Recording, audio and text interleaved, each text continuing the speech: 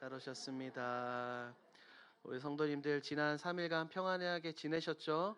오늘 말씀을 통해 도전 받으시고 그 말씀을 듣는 데 그치는 것이 아니라 그 말씀을 우리의 삶 가운데 녹여내 말씀대로 살기를 주님의 이름으로 축복합니다. 저는 요즘에 죽음에 대해서 자주 묵상을 하곤 합니다. 죽음에 대해서 깊이 생각을 하기도 하고 성경에 나오는 여러 가지 죽음을 찾아보기도 합니다. 오해는 하지 마십시오. 제가 우울증에 걸렸다거나 나쁜 생각을 하는 것은 아닙니다. 왜냐하면 우리는 죽음을 끊임없이 자주 묵상해야 되는 존재들이기 때문입니다. 제가 얼마 전에 몇 개월 전에 한번 설교 때도 말씀을 드렸죠. 우리가 가야 될 그 본향은 우리가 산채로 갈 수 없어요. 어떻게 갈 수 있어요? 죽어야만 가는 것입니다. 그렇기 때문에 우리에게 있어서 죽음은 무섭고 두려운 것이 아니라 하나님 우리에게 예비된 곳으로 가는 굉장히 기쁘고 감격된 순간이라는 거죠. 제가 예전에 섬기던 교회에서 1년에 제가 장례를 26번 인도를 했습니다. 그러다 보니 제가 장례식장을 많이 방문하기도 하고 또한 여러 가지 매장과 화장 그리고 많은 유골들을 또 보기도 했습니다. 유족들의 엄청난 슬픔도 제가 많이 보게 되었습니다. 그렇기 때문에 제가 그 장례를 인도하면서 삶과 죽음에 대해서 더욱더 깊이 생각하고 묵상하게 되었습니다. 성경은 우리에게 무엇라고 말합니까? 전도서 7장 2절 말씀을 우리가 함께 읽도록 하겠습니다. 시작. 초상집에 가는 것이 잔치집에 가는 것보다 나으니 모든 사람의 끝이 이와 같이 됨이라. 산자는 이것을 그의 마음에 둘지어다. 초상집에 가는 것이 어떻다고요? 잔치집에 가는 것보다 훨씬 더 중요하다라고 성경은 말하고 있습니다. 그래서 저는 항상 이런 장례식장에 다녀오고 나서 제가 받았던 생각들, 운전하면서 오며 가며 했던 묵상들을 제가 제 SNS에 이렇게 기록을 해 놓습니다. 그럴 때 가장 많이 생각하는 것이 바로 이거예요. 우리의 인생의 목적이 과연 무엇이냐는 질문입니다. 사람은 우리는 왜 살고 있으며 우리는 무엇을 위해 살아가는가라는 이 질문들 굉장히 많이 생각을 해보았습니다.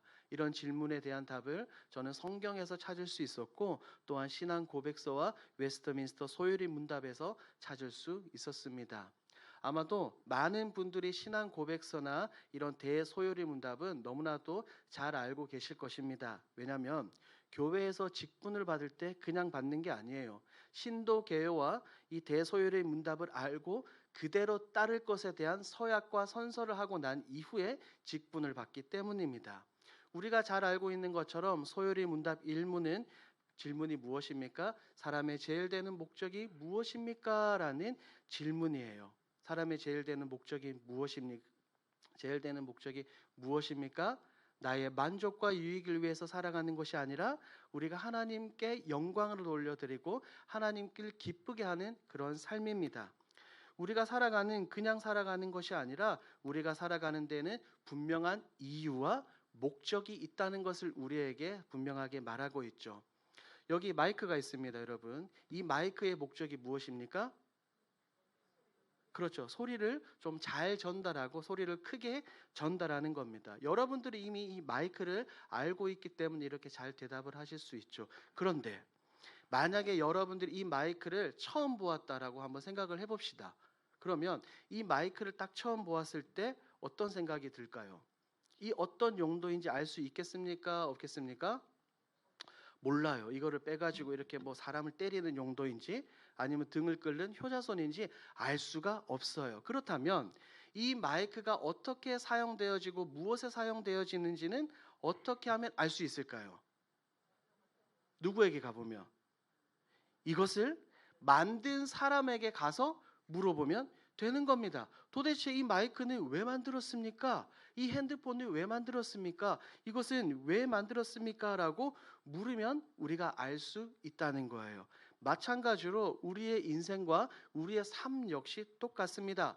우리가 살아가는 목적을 어디에서 물어볼 수 있어요? 누구에게 물어보는 겁니까? 하나님에게. 말씀을 통하여, 성경을 통하여 우리는 알 수 있습니다. 그런데 오늘날 너무나도 많은 사람들이 굉장히 방황하고 있어요. 나이가 젊은 사람들이든 나이가 많은 사람들이든 모두 다 방황을 합니다. 왜냐하면 무엇을 위해서 살아가는지 모르기 때문입니다. 인생 자체에 목적과 의미를 모르니 방황하고 타락한 삶을 살아갑니다. 내 인생을 목적을 모르는 거예요. 그래서 남들에게 가서 묻는 겁니다. 때로는 점집에 가서 묻기도 하고 여러 가지 주술을 통해서 묻기도 하고 다른 사람들에게 묻는 겁니다. 요즘에 과학이 굉장히 많이 발달했습니다, 여러분. 우리가 나중에 예배를 마치고 돌아가시다가 하늘을 보면 하늘에 무엇이 떠 있습니까? 인공위성과 달이 떠 있어요. 기술이 얼마나 발달했냐면 달 뒤편으로 로켓을 보내서 그 달 뒷면을 촬영하기도 합니다. 그리고 얼마 전에는 미국에서 쏘아 올린 이 보이저 1호가 우리 태양계를 벗어났어요. 굉장히 과학이 많이 발달되어 있습니다.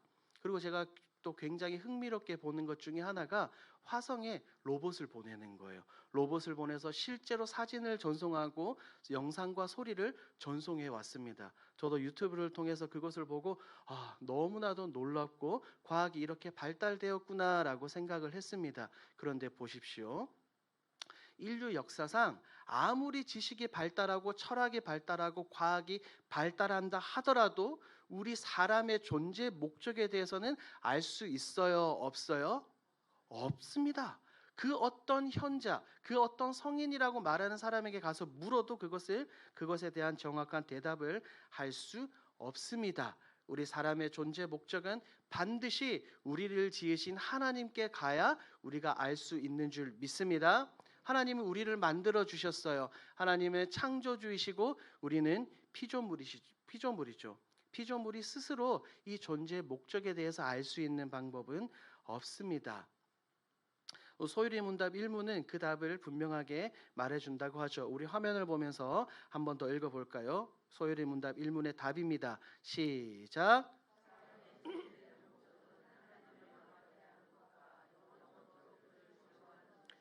하나님을 영화롭게 하는 것과 영원토록 그를 즐거워하는 것입니다. 사람의 제일 되는 목적, 최고의 목적이 바로 이겁니다. 그렇다면 우리에게 다른 목적은 있다는 말입니까? 없다는 말입니까? 있다는 말이에요? 없다는 말이에요? 있다는 말이죠. 여러 가지 수백 가지의 목적이 있는데 그 중에 최고의 목적이 뭐예요? 하나님을 영화롭게 하는 것과 하나님을 영원토록 즐거워하고 기뻐하는 것입니다. 학생들은 공부가 될 수 있겠죠. 젊은이들은 취업과 결혼이 될 수도 있겠고 장년들은 열심히 일하는 것이 목적이 될 수 있습니다. 하지만 저와 우리 성도님들을 비롯한 모든 그리스도인들, 모든 사람들의 목적은 바로 이것입니다. 고린도전서 10장 31절 말씀 우리 한 목소리로 함께 읽도록 합니다. 시작. 그런즉 너희가 먹든지 마시든지 무엇을 하든지 다 하나님의 영광을 위하여 하라. 먹든지 마시든지 무엇을 하든지 누구의 영광을 위해서 하라고요? 하나님의 영광을 위해서. 우리는 이것을 반드시 꼭 기억하고 있어야 돼요. 그래야 내가 어디에서 무엇을 하든지 간에 비참하다고 생각하지 않는 것입니다. 쉽게 말해 하나님은 여러분들이 있는 그 자리에 두신 하나님의 분명한 목적과 계획과 사명이 있는 줄 믿습니다. 우리는 그리스도인들이에요. 그리스도인은 예수 그리스도께 속한 자들이죠. 진짜 그리스도인들은 어디에서 무엇을 하든지 간에 세상 사람들에게 손가락질 받는 사람들이 아닙니다. 하루하루를 우리가 대충 그냥 시간만 흘려보내고 그렇게 살아가서는 안 되고 하루하루 최선을 다해 살아가며 하나님의 영광을 나타내어야 합니다. 이러한 모습으로 살아가는 저와 여러분들, 우리 사랑하는 길동교회 모든 성도들이 되길 주님의 이름으로 축복합니다. 그렇다면 도대체 하나님을 영화롭게 한다는 것은 무엇일까요? 먼저 여기서 오해하면 안 되는 것이 있습니다. 우리가 하나님을 영화롭게 한다라고 이야기를 해서 하나님의 영광이 조금 부족하거나 우리가 수고하고 노력해서 하나님의 그 부족한 영광을 우리가 조금 채워준다라고 생각하면 안 돼요. 하나님은 우리의 영광이 필요하지 않은 분이십니다. 삼위일체 하나님은 그 삼위일체 하나님 존재만으로도 영광받기 합당하신 그 하나님인 거예요. 하지만 우리의 삶 가운데서 모든 것들을 통해서 삼위일체 하나님께 영광을 올려드리는 그런 삶이 필요합니다. 예를 들어서 여러 가지가 있겠지만 예를 들어서 신앙생활의 가장 기본이 무엇입니까? 신앙생활의 가장 기본인 바로 기도죠. 기도를 통해서 우리가 그것을 드러내고 나타내 볼 수 있습니다. 우리가 기도를 왜 하는 것입니까? 기도를 하는 이유는 우리에게 응답해 주실 하나님을 믿고 기도하는 것이죠. 또 다른 말로 표현하자면 하나님이 나의 주인이시고 나의 주권자다라는 것을 기도를 통해서 우리는 표현을 합니다.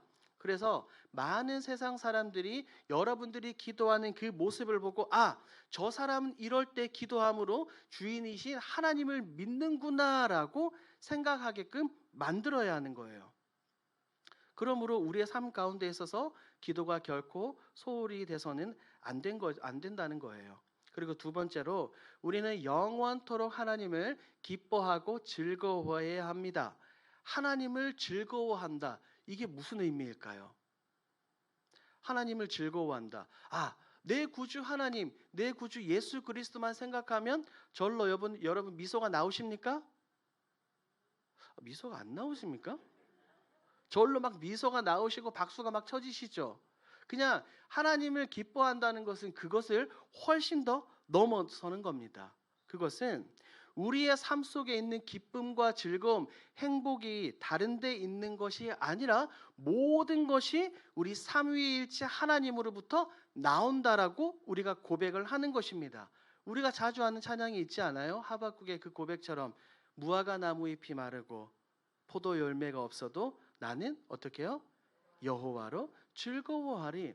하나님을 기뻐하고 즐거워한다는 것이 바로 이것입니다. 내가 가진 것이 아무것도 없어도 내 삶이 눈으로 인간적인 눈으로 보기엔 너무나도 비참하고 힘들어 보여도 괴롭고 슬프더라도 나는 하나님 한 분만으로 만족합니다. 나는 하나님 한 분 때문에 너무나 기쁩니다라고 고백하는 그 삶이 진정으로 하나님을 즐거워하며 기뻐하는 삶입니다.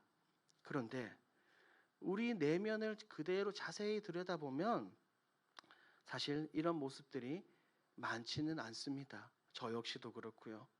우리는 하나님께서 우리에게 때때로 무언가를 허락해 주셨을 때, 예를 들어 내게 필요한 것들이나 내 기도에 응답해 주셨을 때 하나님 사랑합니다, 하나님 감사합니다라고 고백을 합니다.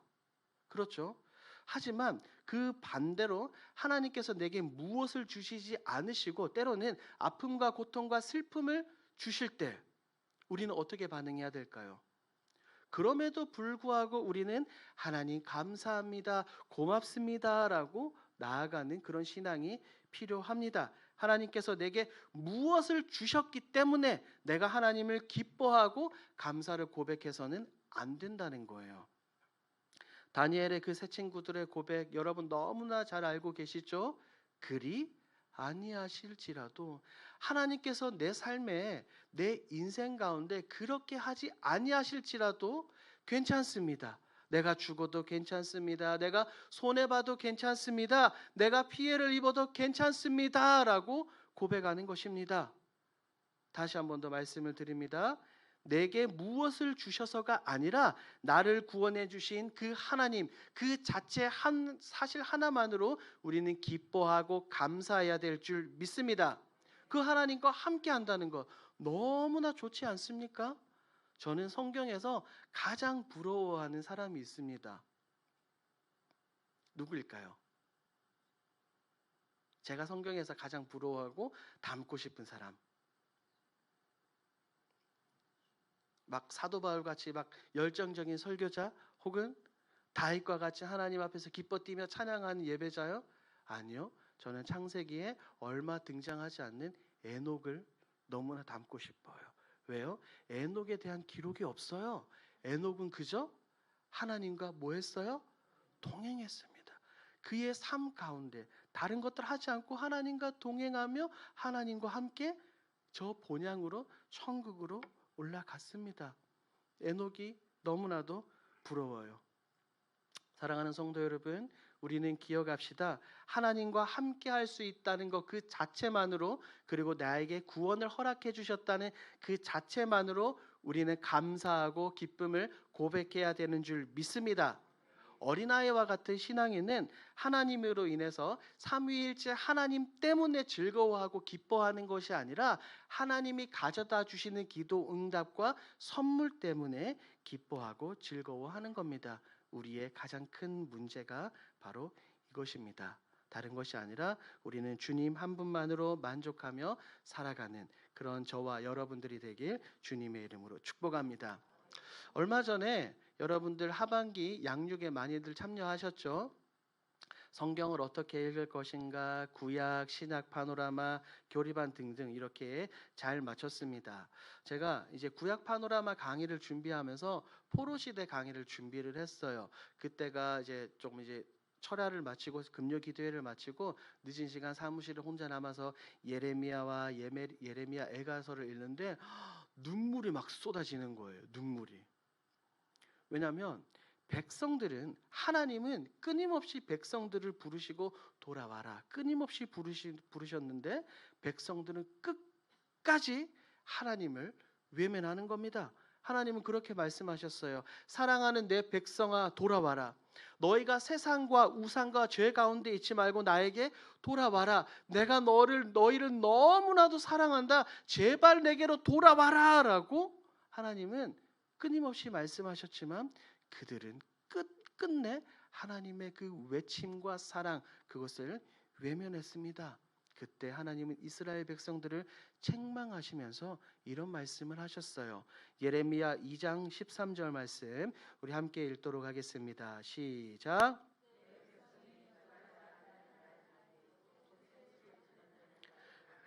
스스로 웅덩이를 판 것인데 그것은 그 물을 가두지 못할 터진 웅덩이들이니라. 우리 한 번 더 읽겠습니다. 너무나 중요하기 때문에 한 번 더 시작. 내 백성이 두 가지 악을 행하였나니 곧 그들이 생수의 근원되는 나를 버린 것과 스스로 웅덩이를 판 것인데 그것은 그 물을 가두지 못할 터진 웅덩이들이니라. 백성들은 두 가지 악을 행했습니다. 첫 번째, 생수의 근원이 되시는 하나님을 어떻게 해요? 버렸대요. 여기서 버리다는 표현은 맞아요. 여러분들이 잘 알고 계시는 것처럼 쓸모없는 물건과 쓰레기를 버리듯 그냥 하나님을 그렇게 쓰레기통에 버린 것입니다. 그리고 두 번째는 스스로 무엇을 팠습니까? 웅덩이를 팠죠. 그런데 그 웅덩이는 물을 가두는 웅덩이예요? 가두지 못하는 웅덩이예요? 가두지 못하는, 물을 저축하지 못하는 터진 웅덩이입니다. 아무리 스스로 노력을 해도 그것을 채울 수 없어요. 무슨 말입니까? 완전히 망한 것입니다. 그 어디에서도 그 무엇을 통해서도 그것을 채울 수 없습니다. 세상에서 하나님을 모르는 많은 사람들을 보십시오.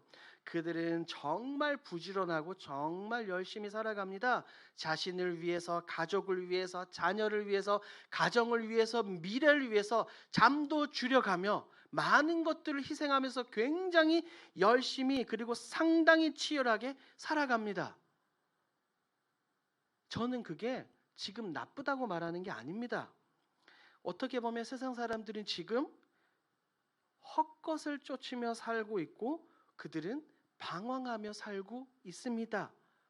우리가 방금 읽은 예레미야 2장 말씀처럼 스스로 터진 웅덩이를 파면서 살아가고 있어요. 그들은 왜 돈을 벌어야 되는지, 왜 살아야 되는지 이유도 모르고 목적도 모르고 살아갑니다. 그저 다람쥐 쳇바퀴 돌듯이 열심히 살아가다가 시간이 지나면 생을 마감하는 거예요. 그래서 많은 사람들이 자신의 호흡이 그칠 때 무엇라 말합니까? 전도자의 그 고백처럼 허무한 인생이다라고 말하는 거예요. 지금까지 수십 년 평생을 열심히 달려왔지만 무엇을 위해서 달려왔는지 본인들도 모르는 겁니다. 남는 것도 하나도 없이 말입니다. 그러므로 우리는 기억해야 됩니다. 사랑하는 여러분, 하나님을 모르면 삶의 목적을 알 수 없습니다. 하나님을 버리면 우리에게 있어서 생수도 없습니다. 하나님을 떠나면 기쁨과 즐거움이 없는 줄 믿습니다. 오직 하나님으로부터 모든 이유를 찾아가는 저와 여러분들이 되길 주님의 이름으로 축복합니다. 오늘 결론을 맺도록 하겠습니다. 성경은 우리의 삶의 목적에 대해서 분명하게 말하고 있습니다. 하지만 세상의 많은 사람들은 살아가면서 왜 살아가는지 알지도 못하고 살아갑니다. 우리는 도대체 왜 살아가는 것일까요? 그 질문에 대한 답을 누구에게서 찾아야 된다고요? 하나님에게, 성경에서 찾아야 합니다. 우리가 올 한 해 시작을 하면서 목적이 이끄는 40일을 우리가 진행해 오지 않았습니까? 그때 우리가 끊임없이 살펴보았던 것처럼 우리의 삶의 목적은 나의 만족과 개인의 유익을 내 가정과 내 자녀들을 위해서 살아가는 것이 아니라 열심히 살아가며 이 땅 가운데 하나님의 나라와 하나님의 의, 하나님께 영광을 올려드리는 삶을 살아가는 것입니다. 삶에 있는 그 자리에서 열심히 살면서 하나님께 영광을 올려드리는 것이 우리 삶의 최고의 목적인 줄 믿습니다. 기억하십시오. 이 사실을 잊게 되면 우리는 너무나도 비참해집니다. 그래서 때로는 가정에서 비질을 하면서도 하나님 감사합니다. 때로는 설거지를 하면서도 하나님 감사합니다. 교회에서 다른 여러 가지 봉사를 하면서도 하나님 감사합니다. 이것들을 시켜주셔서 고맙습니다라고 우리는 고백하며 살아가야 합니다. 우리는 창세기 15장에 나오는 아브라함의 모습을 통해서도 이것을 알 수 있죠. 하나님께서는 아브라함에게 나타나셨습니다. 그리고 이렇게 말씀하셨어요. 아브라함아, 나는 너의 가장 큰 상급이고 너의 가장 큰 방패야라고 말씀하셨어요. 하지만 그때 아브라함은 아멘 하나님 할렐루야 고맙습니다라고 고백한 것이 아니라 하나님 저에게는 자식이 없습니다라고 말했어요. 제가 언젠가 횃불 언약 설교 때 말씀을 드렸죠. 아브라함에게 있어서 아직까지는 하나님이 최고가 아니었습니다. 우리 사랑하는 길동교회 모든 성도 여러분, 우리가 방금 말씀을 통해서 깨달은 것처럼 나에게 아무 것이 없어도 오직 하나님 한 분만으로 만족할 수 있어야 될 줄 믿습니다. 이것이 영원토록 하나님을 기뻐하고 즐거워하는 것입니다. 직장에선 열심히 일하시며 하나님께 영광을 올려드리시고 가정에서 열심히 가정의 일을 하시면서 하나님께 영광을 올려드리십시오. 우리가 고린도전서에서 살펴보았던 것처럼 먹든지 마시든지 무엇을 하든지 누구의 영광을 위해서 하라? 하나님의 영광을 위해서 하라. 이것을 기억하시고 말씀을 통해 여러분들 가운데 있는 간섭하시는 삶의 목적 하나님 그 계획을 누리고 그 말씀대로 순종하며 살아가는 저와 여러분들이 되길 주님의 이름으로 축복합니다. 아멘.